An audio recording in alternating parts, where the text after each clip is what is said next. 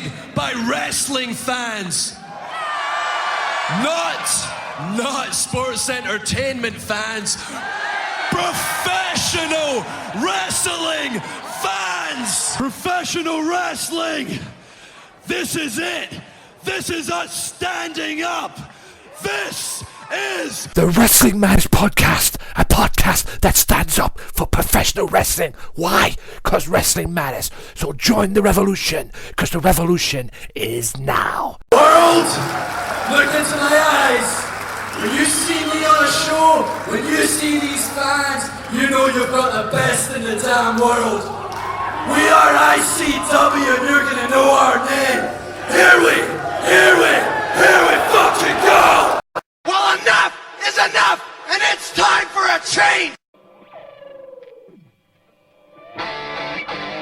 Professional wrestling! This is it! This is us standing up! Yes! Yes! Yes! Yes! Yes! Yes! That's 13-14!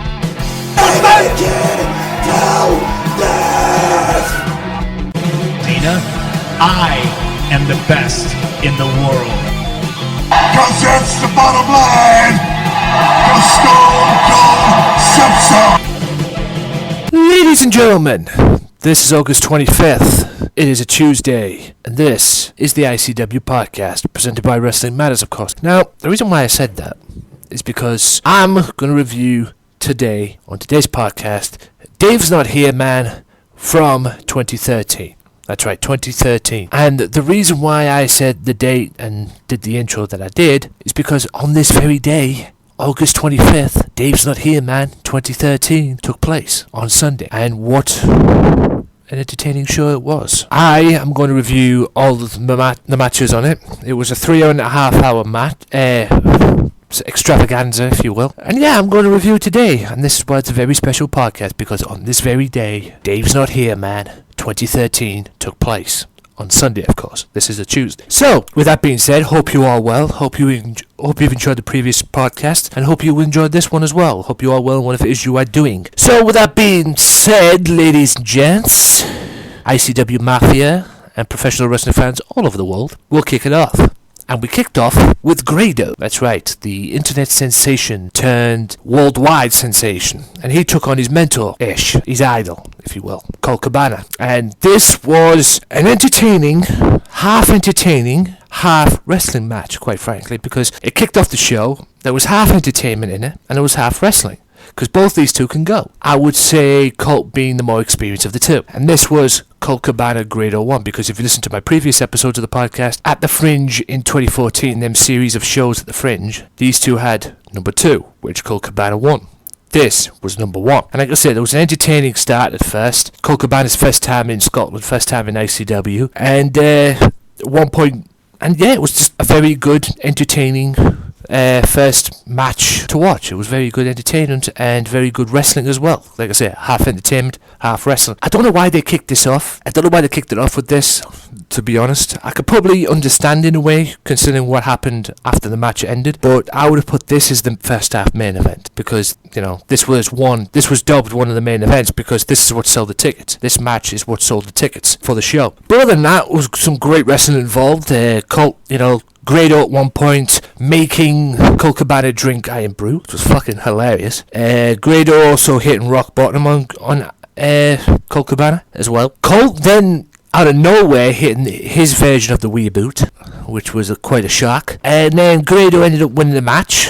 Yes, Grado won the match. Grado drew first blood in this rivalry, if you could say that, because this is what started them two eventually getting together, becoming tag team champions. Grado won it with a stunner. Yes, you heard me correct. He won it with a stunner and won the match and got the victory in a very, very entertaining match as well. And also, you may have saw a glimpse of this match on the very first documentary for ICW as well, that was on the BBC, because you got to see some behind the scenes stuff as well of this on that documentary, including this match. But yeah, this was the first match. I loved it. I thought it was entertaining. I would have given it a 4. Good way to kick off. I don't know if I would have had it kicked off the show, but hey, because, you know, it was one of the main draws. It sold the tickets. It was one of the main reasons that people bought the tickets to see the show. But, you know, it worked nonetheless. And after the match, the NAK, Chris Renfrew and BT Gunn came in and attacked Grado. Colt saw it, came back, saved Grado, and that was a little glimpse of what we eventually ended up seeing, because, as we all know, Grado and Colt had another match, which Colt eventually ended up winning, and then Colt Cabana and Grado formed Iron Jew, and became eventually tag team champions, and beat the NAK for the belts. And then after the match, and after all that, after the NAK got chased away, Grado and Colt shared Iron Brew together and had a drink. But like I say, good way to kick off. We all know what Colt Cabana's like in wrestling. He is best friends with CM Punk. He is an established star who nearly got ruined by WWE but didn't allow that to happen, so credit to him for that. He's a former NWA World Champion. Hollywood version, I would imagine, not the prestigious ones that back in the day that had Ric Flair and Sting and Lex Luger, and the list goes on and on. After that was a bra and panties match with Leons, I hope I've said that right, it's spelled Leah, one of the Owens twins, if you will, against Nikki Storm, who at this point was representing Save Pro Wrestling, the group which was led by the now established ICW GM Red Lightning, and had the members, along with Nikki Storm, also had the Coffee Brothers, Mark and Joe Coffey. There was really not much to say in this match. I mean, the only highlight of the match was Nikki Storm, Leons having to pull Nikki Storm's t-shirts off. You know, bra and panties match. That's the only way you win, is to rip the clothes off your opponent. Thank God it was females in there, not two males, unlike WWE putting Patterson Briscoe in a freaking bra and panties match. Ugh. But you got two hot chicks going at it, and Nikki had 3 layers on, and eventually ended up winning the match. There was some wrestling involved, because these two could wrestle. I mean, Nikki Storm is very, very talented.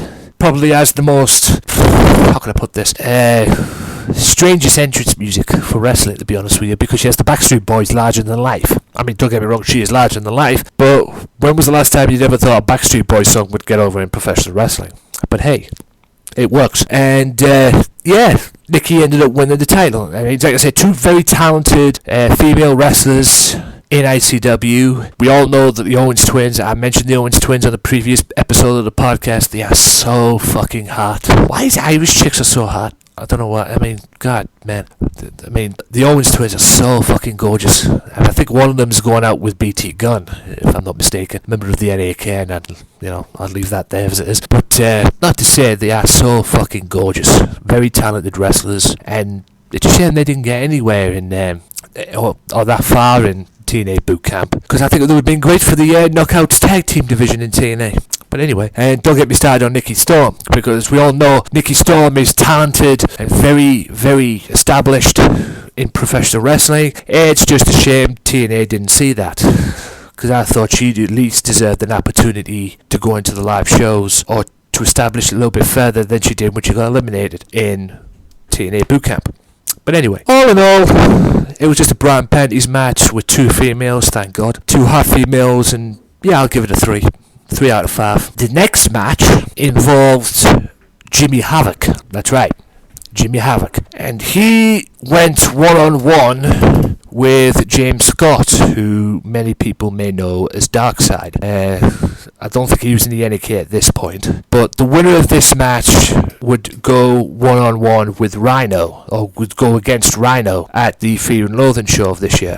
Fear and Loathing 2013, which I will be reviewing in November as part of Fear and Loathing month on this podcast. Now, 2 great wrestlers. James Scott is a former ICW champion. I believe, from what they said, they held it for 5 years at one point. And Jimmy Havoc is a very established wrestler. If you watch Progress Wrestling from the early days, from the early chapters of Progress Wrestling, the ones that I've been reviewing on the Progress Wrestling podcast that I have on Wednesdays, and you know he's a very technical wrestler, a very good established technical wrestler as well. Even though we all know him, or Progress Wrestling fans know him as his hardcore stuff, and he is very, very sick in that respect. But 2 great wrestlers that just went at it, looking to get an opportunity to go against the big boy, the last ECW champion, Rhino, the last original ECW champion, not the regurgitated shit from WWE, or what turned into the regurgitated shit from WWE. That was actually good from 2006 onwards. But anyway, one of the highlights of the match was a dragon suplex from the top rope by James Scott, and then to end the match, it ended on a double fall, really, because James Scott had Jimmy Havoc pinned after a powerbomb, but Jimmy Havoc had an armbar chokehold on James Scott as there was, and the referee counted 3, and then James Scott tapped out. So they basically did that at the same time, and then Mark Dallas comes out and says, "You're both going to wrestle Rhino at the show. We'll just make it a 3-way dance," which was fun. And James shakes hands with Jimmy and then goes and sends a message to Rhino, and Jimmy absolutely honed him on the mic. He says, "You shouldn't be going, people. You're a miniature version of Taz." And then that was the end of that. But other than that, I would have given 2 great wrestlers, 2 guys who can go. We all know Jimmy Havoc can wrestle, even though he's more known for his hardcore stuff. And yeah, it was a really, really good match, and I would have given that a 3.5 out of 5. Really good, solid match. Now for the main event of the first half of this show, which saw the tag team titles on the line. That saw the Fight Club, which was Liam Thompson and Kid Fight, the Bucky Boys, the champions at the time, Davey Boy and Stevie Boy, and the Coffey Brothers, Mark and Joe Coffey. Now, there was the team was supposed to be Team CK, which involved Kenny Williams and managed by one James R. Kennedy, but the NAK showed up again, beat them up, and took the place, and it ended up being the NAK as the 4th team. And one little mention as well, this is when DCT was actually the referee, before he broke into doing his thing and being a part of Polo Promotions and becoming a wrestler. He was actually a referee in this match, which I found hilarious. There was a lot of blind tags in this match, just 4 great top teams in ICW, dare I say the professional wrestling world at this time, just going at it and just taking care of business as they can do and proving themselves to be the best tag team in ICW at this time. Like I said, there was a lot of blind tags because it was 4 teams, 2 men in, a lot of blind tags. You could tag yourself in, you could tag your opponents in, just a lot of tags. Kid Fight and Davey Boy dived on all of their opponents on the outside, and then Stevie Boy did the same, which I thought was really cool. Davey Boy ended up eliminating Fight Club by pinning Liam Thompson. Coffey's ended up being eliminated by NAK thanks to their stooge on the outside, their disciple as they called it, Christopher Saint. You guys might know him. I don't know. And it ended up being Bucky Boys versus the NAK, and then Dickie Divers got involved, and in a way, at one point, hit a Styles Clash, which he calls the Divers Driver. BT ended up getting kicked out. BT managed to kick out, from a 3D from the Bucky Boys. Chris then speared Stevie Boy mid-air at that point as well towards the end, but Billy Kirkwood said it was a spear into a flapjack, but it was merely a spear in mid-air, like a pop-up, and then Chris speared him in mid-air while he was on the second rope, I believe, and then Stevie Boy, NAK win the tag belts, unexpectedly I might add, and looked to cause more havoc until Fight Club came out and attacked them and chased them away, and then somehow turned on the Bucky Boys as well. So Bucky Boys in a way took a hell of a beating. But going back to the match, the whole match itself was a very good, hard, physical match, physical tag team 4-way involving 4 of the top teams in ICW at this point, and 8 established great wrestlers as well, and the NAK came out on top and took over, and I think this was their first stamp on taking over ICW at this point as well, because I believe at this stage there was only 3 members of the NAK. That was Dickie Divers, BT Gunn, and Chris Renfrew, the leader. So this was their first statement at this point, and like I say, a very good tag team match, very good main event. I don't know if I would have put this as the main event, but I couldn't understand why they did it, and it was great nonetheless, and I would give this a 4 out of 5. Great tag team match, hard hitting, physical, quick pace stuff as well, and just great to watch, and I really, really enjoyed it. And it was great to see DCT as the referee as well, because I thought he looked, watching him back then to what he is now and everything, I just thought it was hilarious. But all in all, great way to end the first half of the ICW Dave's Not Here Man show, and that'll be the first half of this podcast as well. I'll be back after this quite quick time out with part 2 of the ICW podcast. I don't know if I'll be able to do a part 3, I don't know, but we'll see how it goes. All in all, stay tuned, because I'll be back right after this.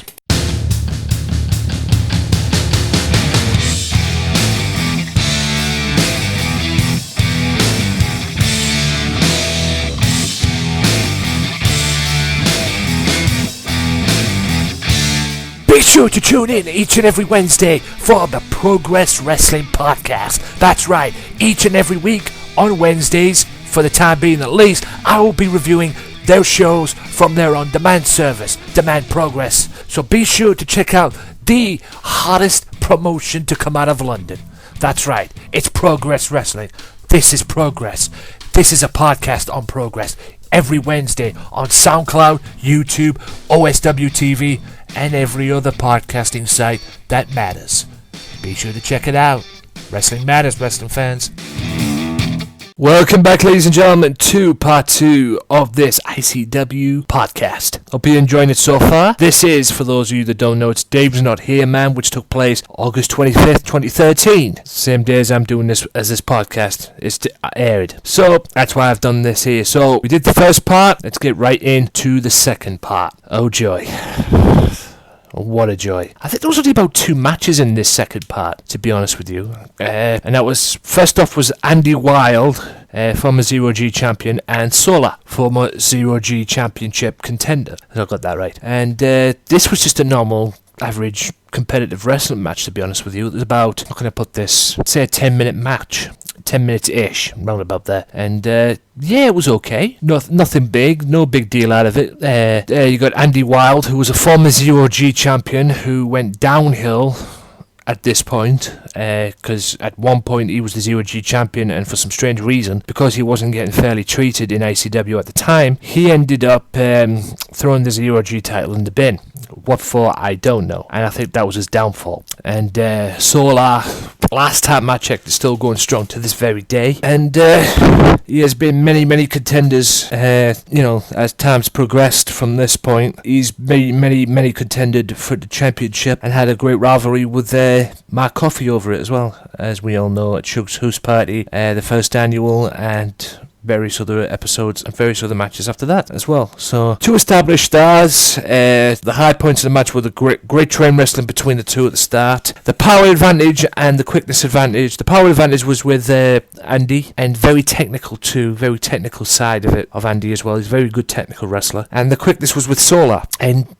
he showed some glimpse of technical wrestling too as well, trying to match Andy, but his quickness gave him the advantage over Andy as well. Now, my favourite points of the match were Solar countered Andy when Andy was going for, I believe was a slam dunk. It was an old Dean Malenko move off the top rope, where he gets him in like a fireman's carry position and lifts him over and then drives the knee into the gut. But Andy countered that, Solar countered that rather, and had a head scissors or Hurricane Rana, whatever you want to call it. Another good point in the match, favourite point in the match, was a springboard into an ace crusher, or an RKO, or whatever the heck you want to call it. Just a very good move. Solar coming in, springboard and catching him. And he got the 3 count, although the referee, DCT, I still can't believe DCT was a ref compared to now.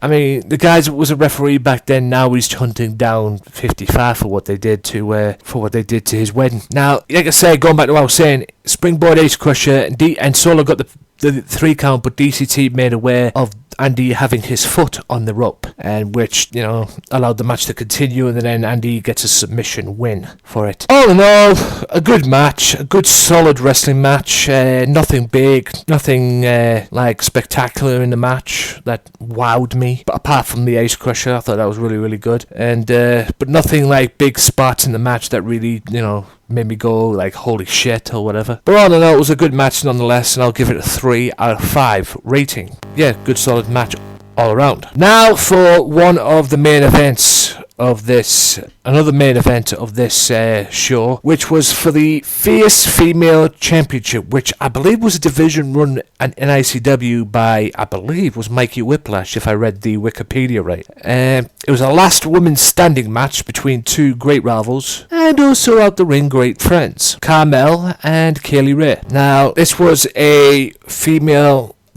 awesome match, probably the show stealer of the night, because these two just literally beat the hell out of each other.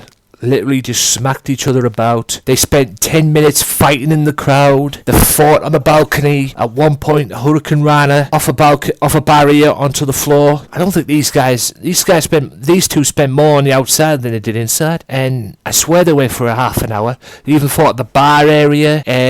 One of my favourite points of the match, Carmel hitting the Hangman's DDT off the bar. On the and then, like I say, Kelly Ray hitting Hurricane Rana off a barrier onto the floor on Carmel, and it was just a great, solid female fight. Yes, there was wrestling involved, but it was more fight. Like I said, they spent 10 minutes in the damn crowd, and they went at least an hour, 20, 25 minutes at the most. Let me say that again. Half an hour, 20, 25 minutes at the most. When I get an hour from out of that, Jesus Christ. All in all, it was a good, solid match.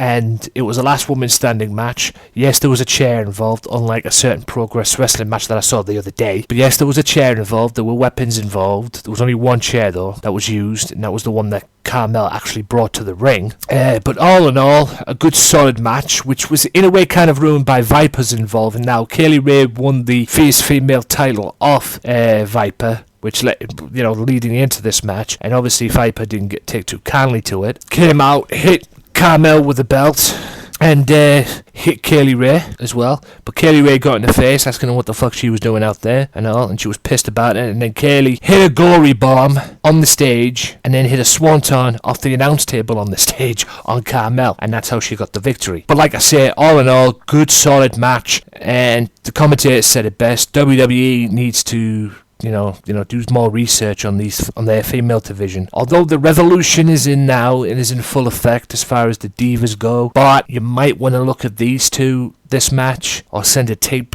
to them showing this match, because they might want to start doing something like this as well. I've never seen a last woman standing match or last diva standing match in WWE. They might want to think about doing that, because that might be a good way to end a feud that's been taking place between us with two divas or two women. It's a good idea. They don't have to go too much. I mean, TNA have used a freaking cage match, for crying out loud, and had two females in it. One was Awesome Kong and the other one was Tara, I believe, the woman known as Victoria in WWE. But anyway, I would give this match a good solid 4.5 out of 5. Now, you know what? Fuck it. I'm going to give it a 5 out of 5 because I really enjoyed it.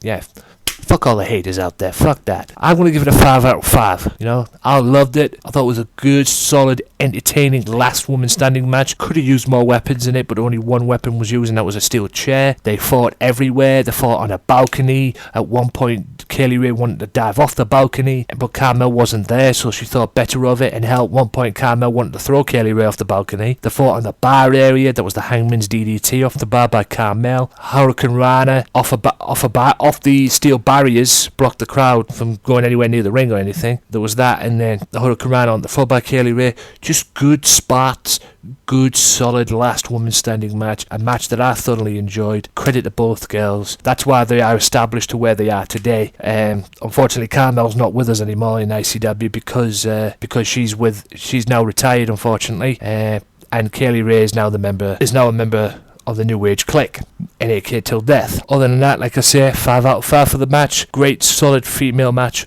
all around. And I'll end it with something simple, ladies and gentlemen. Yes, after that match, Mark Dallas came out. This was at the point where they were looking for a TV deal and everything, and one time they even got kicked off television. But they said they were going to be more ruthless, more sassy, more, in your face kind of stuff and that. And then Mark got interrupted by David the Beloved, whoever this guy is. He looked like a poor man's brother love kind of thing, coming out trying to get the two guys that were the two associates that were with Dallas to join him and take him in and make him believe in him and all that, but they didn't do that. And I think at one point they even tried to get Dallas to do it as well. But Lionheart, just like he did the month before, to allow Mark Dallas to beat Jackie Polo to retain the rights to be the owner of ICW, Lionheart came out and took David out with a rock bottom, just dropped him with a rock bottom, and that was the end of that. So all in all, very entertaining segment. And now about wraps up part 2 of this ICW podcast. I'll be back after this quick timeout with the final part of this ICW podcast. Dave's not here, man. Hope you're enjoying it so far. Stay tuned for the final part. I'll be back after this.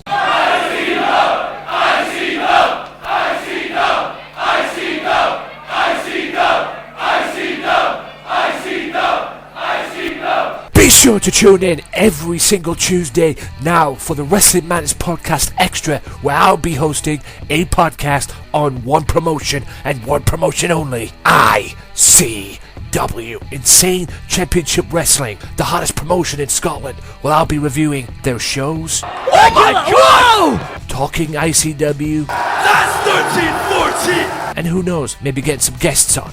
So be sure to tune in to the Wrestling Madness Podcast Extra ICW podcast, Insane Championship Wrestling, every Tuesday on YouTube, Podomatic, Stitcher Radio, downloaded free at iTunes, Mixcloud, and SoundCloud. Wrestling Matters, wrestling fans. World, look into my eyes. When you see me on a show, when you see these fans, you know you've got the best in the damn world.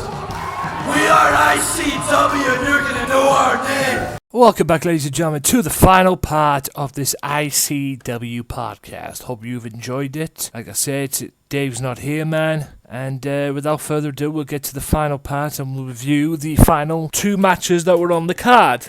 2 big, epic main events, but quite frankly, this show was full of main events. Part 3 of this started with, it was 2 matches. One was a winner-take-all match between Mikey Whiplash and Wolfgang. Mikey Whiplash being the then ICW champion, Wolfgang being the 0G champion. Now, this was a good, solid wrestling match. Yes, it turned into a fight in brief moments of the match, fighting in the crowd. The first 5 to 10 minutes of the match was a feeling out process, just like good old-fashioned chain wrestling, something that Mikey's very good at. Power advantage was definitely with Wolfgang in this match, and somewhat quickness as well, because Wolfgang's a very agile guy. I'll believe the technical advantage and the technical wrestling advantage was definitely with Whiplash. Great match between the two. Whiplash at times was getting manhandled by Wolfgang because he was the stronger, the powerful of the two. And unfortunately, Jam O'Malley, Mikey Whiplash's old sidekick, got involved as well, which was disappointing. But all in all, a good, solid wrestling match. A little bit of a fight. Because that's what it was. It was a great, solid match. I think they went at least 20 to maybe 25 minutes. Maybe more, maybe less, I don't know. But it was a pretty long match. It was, like I said, 20 to 25 minutes at the most. And I liked it a lot. And Mikey ended up winning it with a rolling senton / DVD off the top rope. Now, usually when you get on the top rope, you sit on the top rope and the guy is over you, like if you were going to do a DVD, like if you're going to do an attitude adjustment, and then you roll through as you're coming down. Well, he did that, but it was kind of like that, but it was more like a DVD. I didn't know what to call it, but whatever it was, it got Mikey the win, and he ended up winning both belts and becoming the undisputed ICW Heavyweight Champion. This was back when it wasn't called the World Heavyweight Championship, as it is now. As far as progression, these two are still going to this very day. Because these two are going to end up feuding as part of their respective groups, because Wolfgang is now a member of the NAK and Mikey Whiplash is a member of Legion with the Sumerian Death Squad. And as you well know, ladies and gentlemen, the NAK and Sumerian Death Squad will meet at Fear and Loathing in November in a 6-man cage battle in the same Fear and Loathing where Mick Foley is going to be in charge. So all in all, these two are still going strong to this very day. I think Wolfgang is more badder than what he was back then, and I would say he's a better wrestler than what he was back then too, as far as development. And Mikey's just still the same old Mikey. So he can be sick, he can be twisted, and he can wrestle. Depends which one you get, really. All in all, good, solid match. good solid title match, and I'll give it a 4 out of 5. Now for the main event of the evening and one of the big draws of the show. One of the main draws of the show, which was Jack Jester, the hardcore icon and backbone of ICW, against A-Led, another hardcore icon, and some said the backbone of ECW, Sabu. And this was just a straight up fight. First 5 to 7 minutes of the match, it was like a wrestling match, but it got to the point after that where we expected what it was going to be. Weapons were involved, corkscrews being used. Jack Jester used his corkscrew. Sabu spiked him on occasions as well, busting him open. The fight was at the bar. Jack Jester did a Cactus Jack elbow, off the bar on the floor. Fight was in the crowd, again at the bar area. It was just a good old-fashioned wrestling match. Tables were used, good old-fashioned match, good old-fashioned fight, which is what you expect out of these two, because at the end of the day, they're hardcore icons. Jack Jester's the hardcore icon of ICW and backbone of ICW, or at least one of them anyway. And Sabu is Sabu. He is ECW. He's just the innovator of hardcore, as I call him. Because the things this man can do with a steel chair, a table, doing triple jump moonsaults and triple jump dives and that, he is who he is. And it was a good, solid main event and one of the big draws of the show. I have an issue in this match, though. Not with Billy Kirkwood, his sidekick.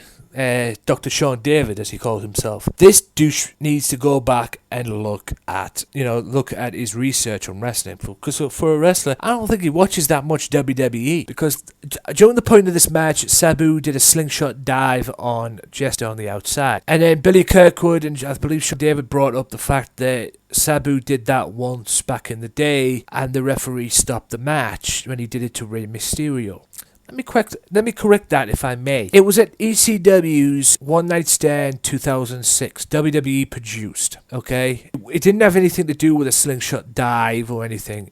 I believe it was a triple jump DDT, if I remember correctly. A triple jump DDT. Rey Mysterio was standing on the table on the outside between the table that was wedged between the steel barricades and the apron. Crossed. There was like a platform across to get back in. Rey Mysterio was stood on the barricade side of it. I don't know what the heck Sabu was trying to do, but I believe he ended up doing a triple jump DDT and driving Rey Mysterio through the table, almost killing him in the process. Well, if you go back and watch it, you'd see he almost nearly killed the guy. And the referees and medical team and all that stopped the fight, which was bullshit. But hey, they stopped the match. And Rey Mysterio was still the World Heavyweight Champion back then. That was when they had the big belt, not the World Heavyweight title you see to this very day. That was when they had the WWE title and the World Heavyweight title. Rey Mysterio was then the current champion. I believe, if I remember, yes, it was 2006.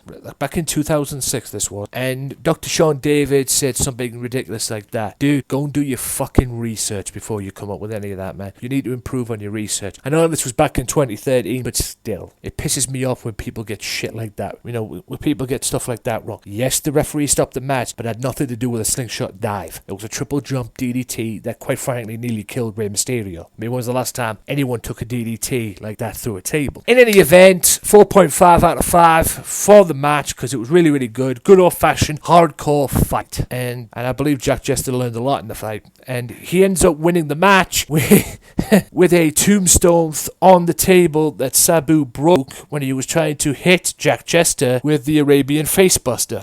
He tried to hit him with the Arabian Facebuster. Jester moves out the way. Sabu goes through the table, and Jester ends up winning with a tombstone. After the match, Whiplash comes out on the stage because he was the champion, and they did a build-up to him and Jester at Fear and Loathing that year, which I'll be reviewing in November as part of Fear and Loathing month. Because Fear and Loathing is in November. So I thought, why not do a tribute? Do it the November month. Do the dedication, if you will. Not sound like Dusty Rhodes, God bless him. But, do it Fear and Loathing. Because in November, it is Fear and Loathing month in ICW. So, with that being said, ladies and gentlemen, the whole show itself, I'll probably give it a 4 out of 5. For me, 4.5 out of 5. for me, 4.5 out of 5, because it was really, really good. All in all, ladies and gentlemen, hope you've enjoyed this episode of the ICW podcast. Dave's Not Here, man. August 25th. My name is Anthony Walker. Be sure to check out the Wrestling Matters podcast and the Progress Wrestling podcast. Also, for more information, go to facebook.com/WM podcast, at WM podcast on Twitter, AJW Wrestling Matters on YouTube, and also check out soundcloud.com/wrestling_matters_podcast. So until next time, guys, I am that HD88 of the day, ICW Mafia, ICW for life. Until next time, peace out. Well, enough is enough, and it's time for a change! Professional wrestling! This is it! This is us standing up! Yes, yes, yes, yes, yes, yes! That's 13-14! Till death! Dina, I am the best in the world. 'Cause that's the bottom line! 'Cause Stone Cold Simpson!